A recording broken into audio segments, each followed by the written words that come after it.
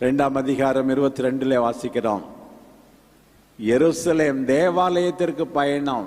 மோசேயின் கட்டளைக்கு பணிந்து ஆண்டவரை பிரியப்படுத்த, இயேசுவை அர்ப்பணிக்க கோயிலுக்கு பயணம். பாருங்கள், மத்தேயு நற்செய்தியிலே நாம் வாசிக்கிறோம், ஏரோதின் கொலை வாளுக்கு பயந்து குழந்தையை காப்பாற்ற எகிப்திற்கு பயணம். பாருங்கள், மத்தேயு நற்செய்தி 2ஆம் அதிகாரம் 13 முதல் 14 வரை உள்ள வசனங்கள். சில மாதங்கள் கழித்து 2ஆம் அதிகாரம் 19 21 வரை ஏரோது காலமானதும் மீண்டும் இஸ்ராயேல் நாட்டுக்கு பயணம்.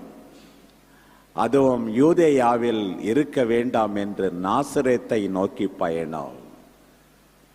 இன்றைய நற்செய்தியிலே நாம் வாசிக்க கேட்டோம். லூக்கா நற்செய்தி 2ஆம் அதிகாரம் 41 ஆண்டுதோறும் பாஸ்கா விழாவை கொண்டாட எருசலேமை நோக்கி பயணம். குழந்தை உறவினரோடு இருப்பார் என்று நினைத்தார்கள். 3 நாள் வழி நடந்து விட்டார்கள். குழந்தையை தேடி பயணம். இது மட்டுமல்ல, வாழ்வு முழுவதும் நம் தாய் பயணத்தை மேற்கொண்டார்கள். உண்ணவில்லை, உறங்கவில்லை, தன் மகன் என்று கேள்விப்பட்டார்கள். பேய் பிடித்து விட்டது,